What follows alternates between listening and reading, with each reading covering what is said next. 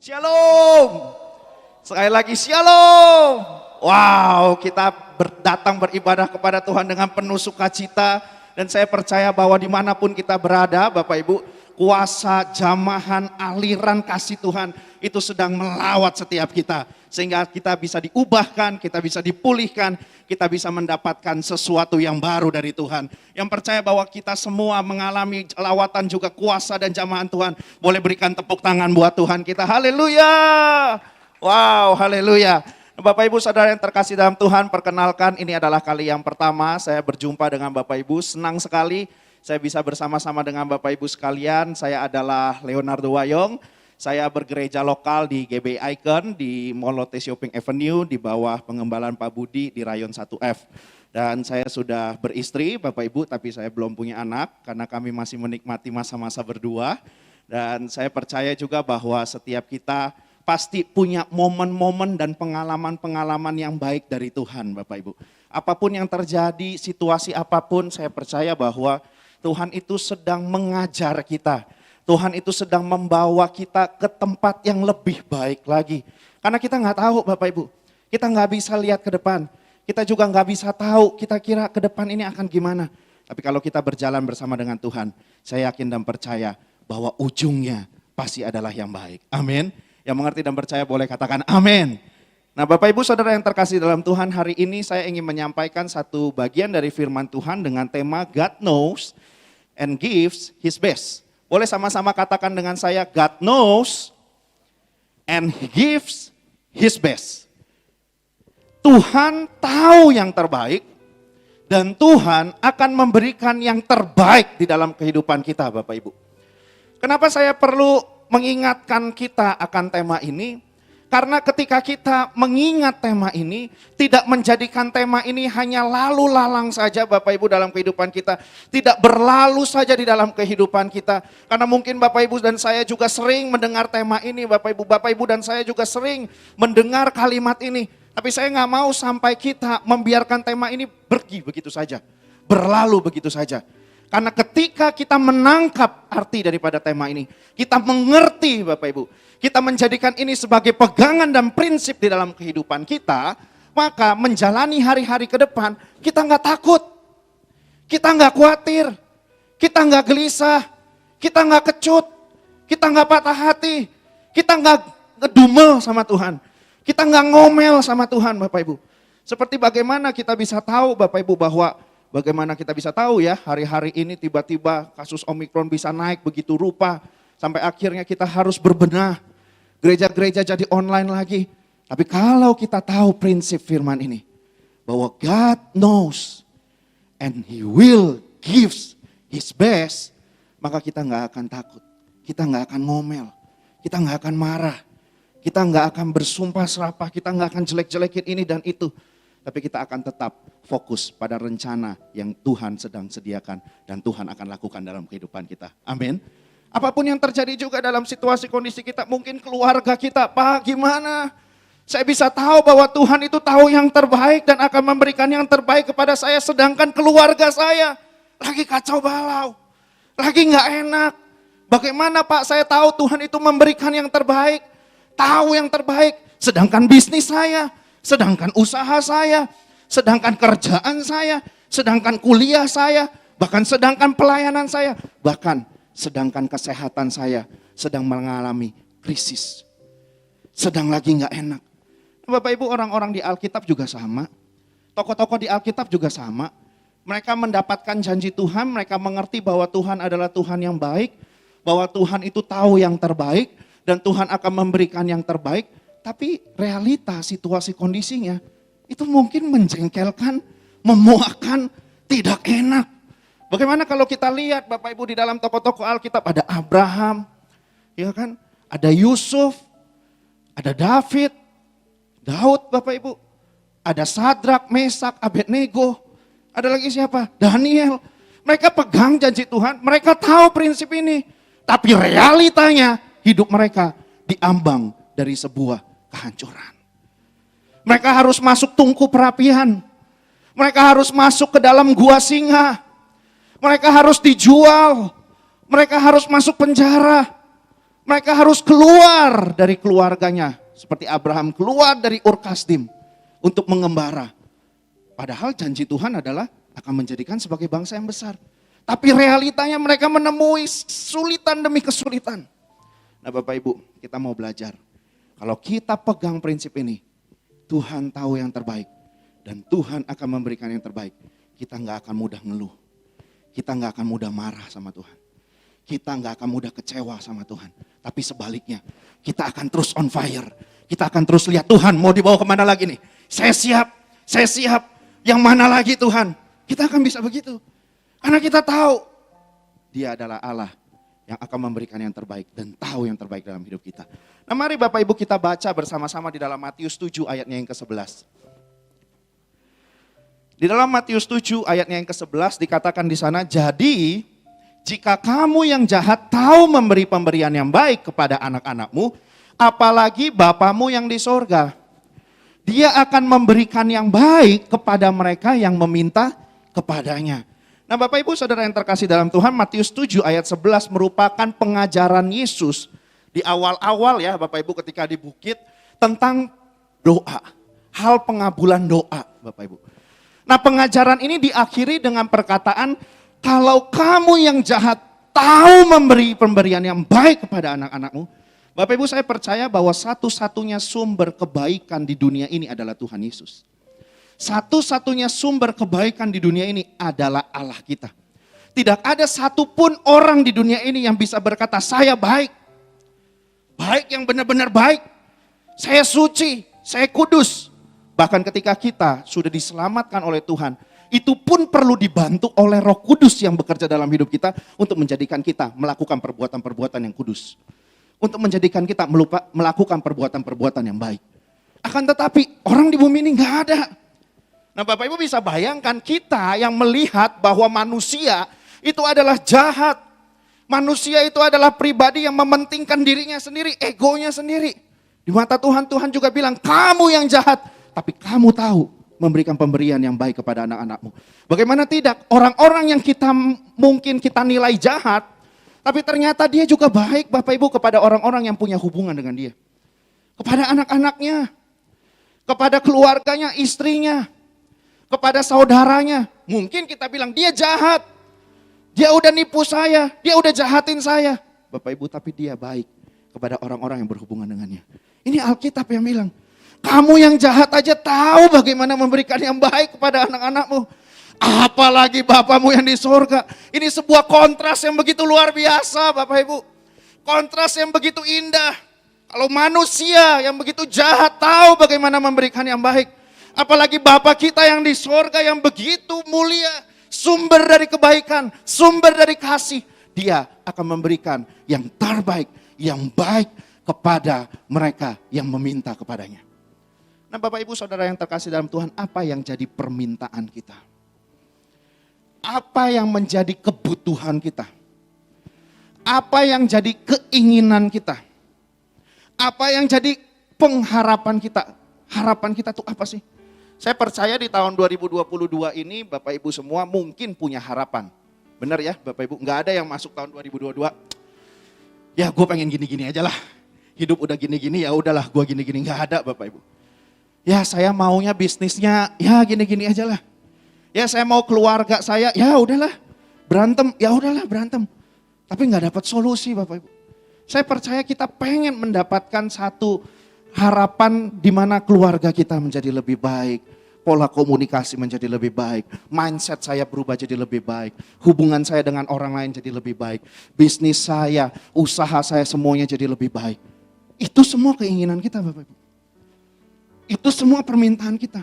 Nah kalau kita punya hubungan sama Tuhan, kita datang sama Tuhan, kita nyatakan itu sebagai permintaan kita kepada Tuhan, kalau Tuhan berkehendak, Dia katakan dia adalah Bapa yang baik yang akan memberikan kepada mereka yang meminta. Amin. Maka dari itu kita perlu mengerti. Dia tahu yang terbaik Bapak Ibu. Dan dia juga akan memberikan yang baik. Nah Bapak Ibu setidaknya ada 3 dasar. 3 alasan, 3 dasar mengapa kita bisa melihat, kita bisa meyakini bahwa Allah kita adalah Allah yang tahu yang terbaik dan Allah yang akan memberikan yang terbaik kepada Bapak, Ibu, dan saya. 3 dasar dan 3 alasan inilah yang harusnya membuat kita yakin dan semakin mantap menjalani hari-hari ke depan ini bersama dengan Tuhan. 2022 masih ada kurang lebih 10,5 bulan Bapak Ibu. Kita ini baru 1 minggu lah ya di bulan Februari. Berarti masih bisa saya katakan masih ada 11 bulan lah. Masih ada 11 bulan.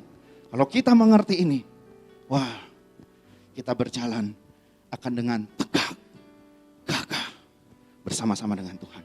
Yang pertama Bapak Ibu, mengapa kita bisa meyakini bahwa Tuhan kita adalah Tuhan yang tahu yang terbaik dan akan memberikan yang terbaik adalah karena Dia yang merancang masa depan Bapak, Ibu, dan saya. Boleh sama-sama katakan, Dia merancang masa depan saya. Mungkin Bapak Ibu yang ada di sini boleh katakan, Dia yang merancang masa depan kamu. Ya, kamu, kita semua nih. Dia yang merancang masa depan kita Bapak Ibu. Tidak ada satupun rancangan di dunia ini, sekalipun manusia, itu yang bisa memberikan sebuah kepastian akan baik. Tapi kalau Tuhan yang merancang kehidupan kita, Dia tahu seluk-beluk kehidupan kita. Bahkan ketika kita kehilangan jati diri, kita kehilangan identitas, kita kehilangan harga diri, Tuhan tetap tahu yang terbaik buat kita. Karena Dia yang merancang masa depan Bapak, Ibu, dan saya. Dia yang rancang dengan sedemikian sehingga kita bisa berkata baik. Bahkan Tuhan ketika menciptakan manusia, Dia berkata sungguh amat baik. Very good. The best. Kalau saya bilang itu, best. Nah di dalam Yesaya 55 ayat ke-8 dan 9 dikatakan di sana, rancanganku bukanlah rancanganmu, kata Tuhan. Dan jalanmu bukanlah jalanku. Demikianlah firman Tuhan, seperti tingginya langit dari bumi, demikianlah tingginya jalanku dari jalanmu, dan rancanganku dari rancanganmu.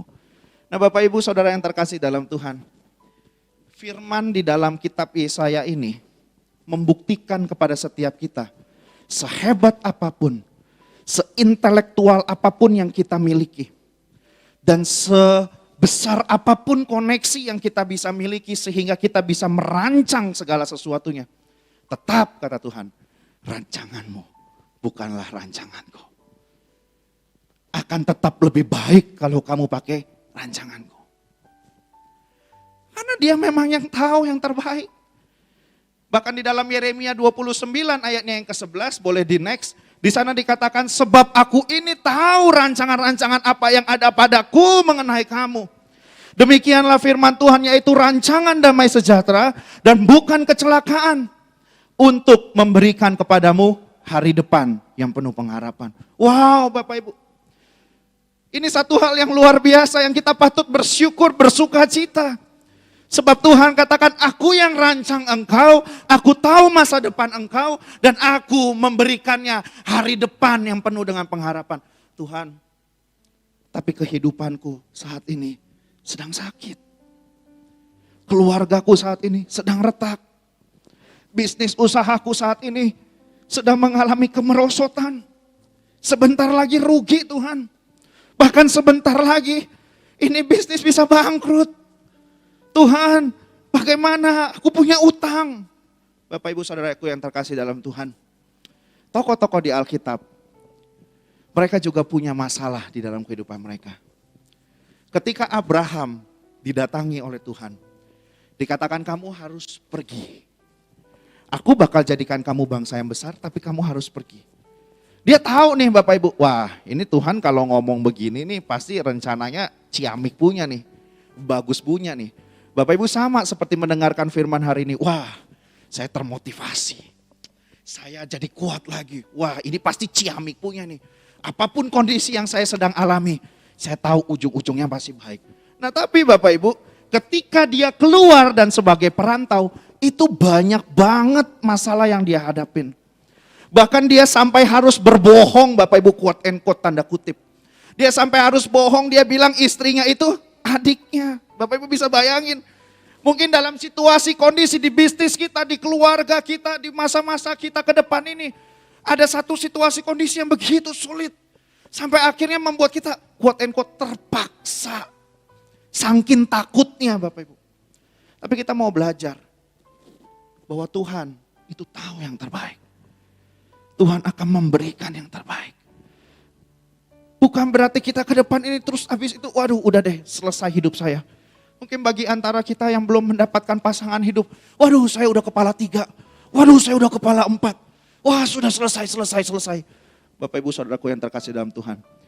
Kalau kepala 3, kepala 4 belum dapat jodoh, ada juga di Alkitab, kepala 7 belum dapat anak. Kita bisa bayangkan. Kepala 7 belum dapat anak. Siapa Bapak Ibu? Abraham dan Sarah. Belum dapat anak, mereka cuma mungkin bikin begini. Waduh udah dah habis gua. Udah deh, gak punya keturunan dah. Bohong dah tuh. Padahal itu Tuhan udah ngomong, saya mau keturunan dari kamu Bram dan dari Sarah. Bukan dari Hagai. Tapi mereka mungkin bisa bilang, gimana ya caranya ya? Gimana? Itu masalah Bapak Ibu, itu problem. Tuhan udah kasih rencana yang baik, Tuhan udah kasih rancangan ke depan yang baik, tapi dirusak. Oleh ketakutan, pikiran-pikiran manusia, oleh kehendak-kehendak pribadi. Wah dirusak. Tapi karena Tuhan itu tahu yang terbaik, dia bisa balikin. Nah Bapak Ibu Saudara yang terkasih dalam Tuhan, kalau hari-hari ini kita sedang keluar, kita balik ke dalam rencana Tuhan itu. Karena kita melihat bahwa Tuhan yang merancang masa depan kita.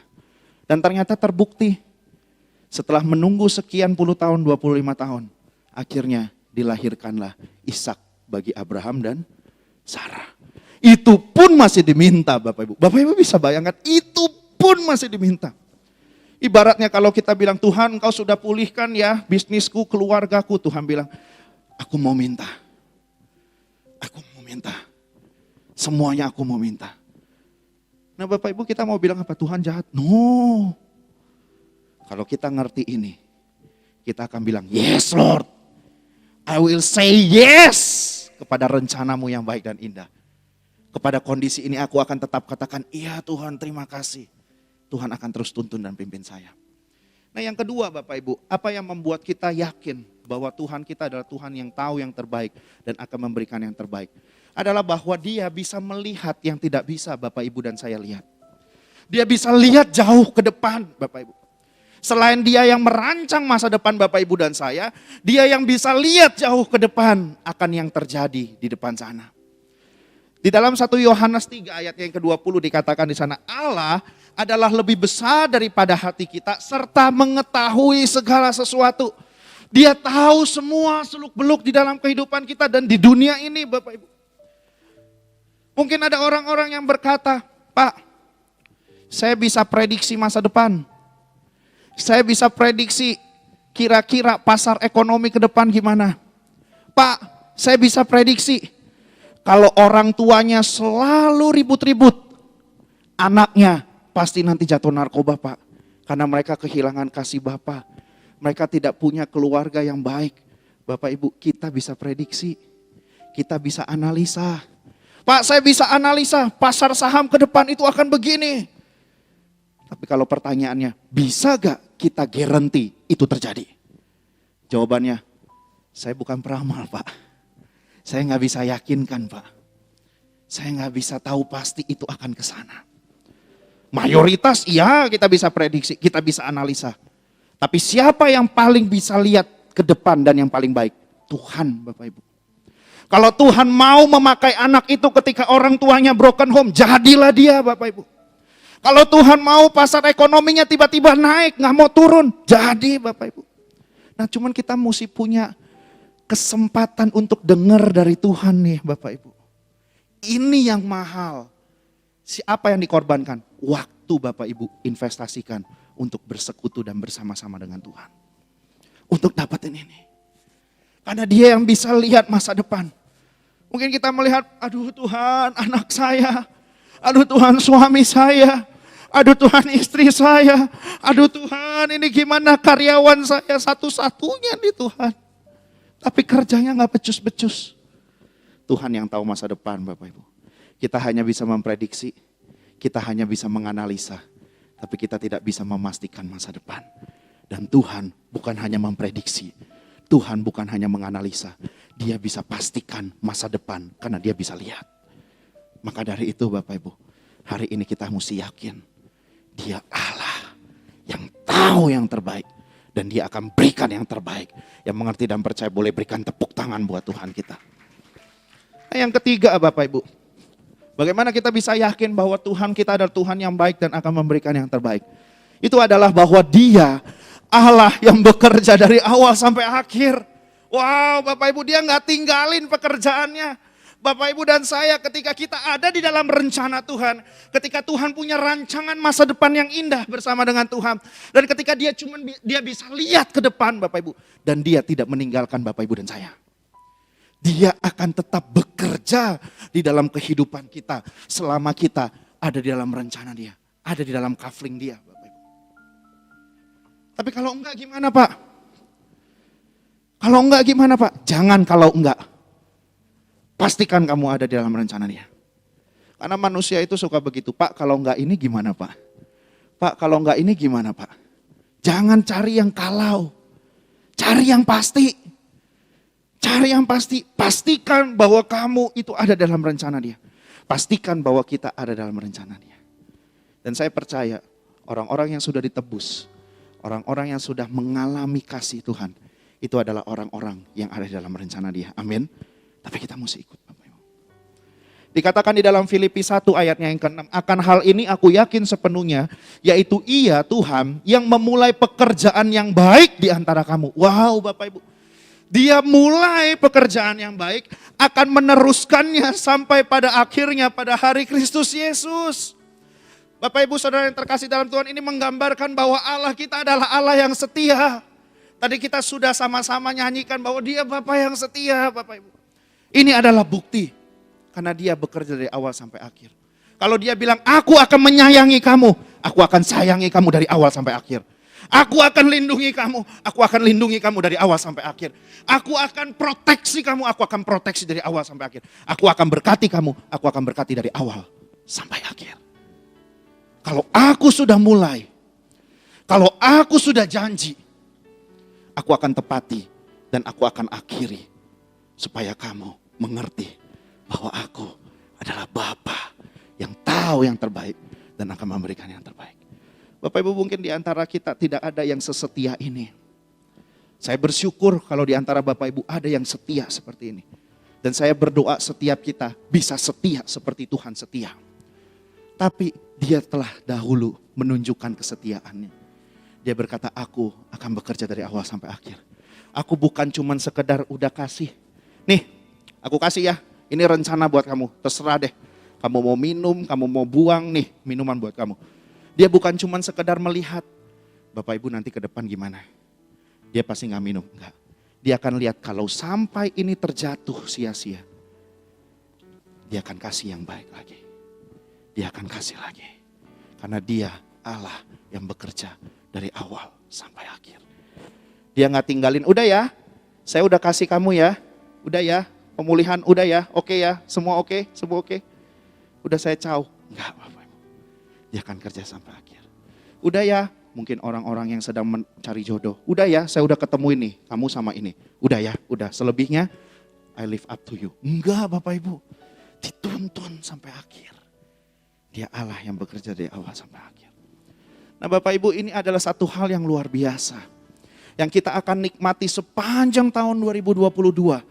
Dan bahkan juga sampai kita mengakhiri hidup kita. Ataupun Tuhan datang menjemput kita untuk kali yang kedua. Nah tapi ada bagian kita Bapak Ibu. Tuhan sudah menunjukkan dengan bukti-buktinya. Dia katakan bahwa aku yang merencanakan kamu yang terbaik. Aku sudah melihat ke depan itu akan apa. Kamu gak bisa lihat. Dan bahkan aku itu bekerja dari awal sampai akhir. Tapi ada bagian yang harus kita lakukan Bapak Ibu. Bapak Ibu satu kali. Ada satu orang yang datang dari desa gitu ya. Terus habis itu desa itu kan biasanya beternak gitu ya. Berkebun. Nah ini beternak Bapak Ibu. Lalu ketika dia beternak, dia punya sapi kebo-kebo. Sapi dan kebo itu harus dimandiin. Harus dimandiin. Nah ketika harus dimandiin, mereka harus digiring kebo-kebo itu ke sungai Bapak Ibu. Jadi ibaratnya ini dia punya kebo, tanah dia, ini tanahnya. Ini sungainya, ini adalah tanah tetangga. Nah si kebo-kebo ini ketika masuk ke sungai, ada provokatornya Bapak Ibu. Dia bilang gini, itu rumput di sebelah lebih hijau daripada rumput di kita. Akhirnya itu Bapak Ibu, kebo-kebo pindah. Dia malah nyebrang. Lalu si pemilik kebo ini ngomong begini, balik kebo, balik Bapak Ibu. Dia nyusurin dari tanah dia ke sungai, lalu ke tanah tetangga, dia suruh balik Bapak Ibu, balik. Nah ketika balik itu, kita melihat Bapak Ibu, bahwa ternyata orang-orang yang punya kebo, punya sapi banyak, tanda kekayaan mereka kan Bapak Ibu. Mereka juga pusing loh sama apa yang mereka miliki itu. Ada selalu aja masalah. Enggak, gimana mesti ngaturnya, gimana mesti arahinnya, gimana mesti larangnya Bapak Ibu. Karena masalah itu selalu ada. Kita mungkin bukan ternak kebo Bapak Ibu, tapi ternak uang ya. Kita ternak uang. Tinggal di handphone semua, sekali satu klik aja. Tapi tetap pusing, aduh pusing. Duitnya kebanyakan, gak ada ya Bapak Ibu ya. Gak ada pusing duit kebanyakan, ada juga pusing. Ini kenapa turun, aduh ini kenapa begini, ini kenapa begini. Masalah itu ada Bapak Ibu. Tapi selama kita tahu, Tuhan kita tahu yang terbaik dan akan memberikan yang terbaik. Karena dia yang merancang masa depan Bapak Ibu dan saya. Karena dia bisa melihat masa depan yang kita tidak bisa lihat. Karena dia bekerja dari awal sampai akhir. Maka kita tidak perlu khawatir. Kita tidak perlu takut. Nah apa bagian kita Bapak Ibu? Yang pertama saya akan bagikan 3 yang harus kita lakukan. Yang pertama adalah kita harus tetap percaya dan bergantung kepada Tuhan. Boleh sama-sama katakan dengan saya, percaya dan bergantung pada Tuhan. Ini penting sekali Bapak Ibu. Kalau ada orang yang merancangkan masa depan seseorang, ada yang bisa lihat masa depan, ada yang bekerja dari awal sampai akhir, masakan kita tidak percaya dan bergantung pada pribadi ini? Kita harus percaya dan bergantung pada pribadi ini Bapak Ibu. Dia yang tahu segalanya, dia yang akan berikan segalanya. Bagaimana kita dalam kehidupan kita, apakah kita mau menyerahkan hidup kita kepada dia? Atau kita masih pengen tetap jalan dengan pikiran kita, jalan dengan kekuatan kita, jalan dengan perasaan kita. Ini yang paling bahaya, jalan dengan perasaan, emosi. Karena kesel, udahlah jalan aja. Apakah kita masih mau gitu? Atau kita mau percaya dan bergantung pada Tuhan? Nah satu kali Bapak Ibu ini pernah saya alamin, satu kali ketika saya mau ke satu gedung di daerah Sudirman. Saya rumah di Mansion Bapak Ibu, jadi di Kemayoran. Nah biasanya saya lewat Pasar Baru, lewat Harmoni gitu ya, lalu Sudirman. Tapi ini saya udah telat, saya udah mepet. Jadi saya mesti lewat tol. Walaupun lebih jauh tapi secara durasi lebih cepat. Nah ketika saya lewat tol, saya keluarnya di Semanggi. Supaya saya bisa ke gedung yang ada di Sudirman. Lalu ketika saya keluar tol, Semanggi ada di seberang saya. Saya tol dari Kemayoran kan. Lalu ada 2 cabang. Cabang 1 yang ke kiri, cabang 2 itu yang layang yang dibikin oleh gubernur sebelumnya, Pak Ahok. Ya. Pilihan saya 2, mau kiri atau mau kanan. Saya udah pakai GPS Bapak Ibu. Tapi GPS-nya error. Jadi dia berhenti. Udah saya bingung gitu kan, pakai berhenti lagi. Gimana ya? Saya tanya Tuhan gimana ya? Wah kepikir. Ini pikiran manusia Bapak Ibu, bukan Tuhan nih. Ini pikiran manusia. Ada polisi di sana. Harusnya kalau ada polisi logikanya pasti tahu jalan. Benar ya Bapak Ibu. Polisi pasti bisa mengarahkan ke tempat yang baik, tidak menyesatkan. Saya tanya, Pak, mau ke gedung A gimana caranya? Lewat jalan ini atau itu? Dia bilang, oh gedung A. Lewat sini. Jadi beliau mengarahkan saya lewat jalan layang yang dibangun oleh Bapak Ahok. Begitu lewatin, loh ini mah jalan sebaliknya. Ini mah mau ke BEI, sedangkan saya Sudirmannya mau ke arah Tamrin Bapak Ibu. Wah mana mepet lagi nih, udah tahu saya mepet makanya saya lewat jalan tol. Ini tambah mepet lagi Bapak Ibu. Jadi saya mesti puter di bundaran Senayan. Akhirnya saya baru bisa sampai. Nah Bapak Ibu apa yang bisa saya pelajari dan kita pelajari dari kisah ini? Ketika kita mengalami satu kebingungan, kita ada di perempatan, kita ada dalam satu kondisi kita harus ngambil keputusan. Biasanya pikiran kita akan berpikir dan akan mengarahkan kita, tanya orang yang lebih tahu.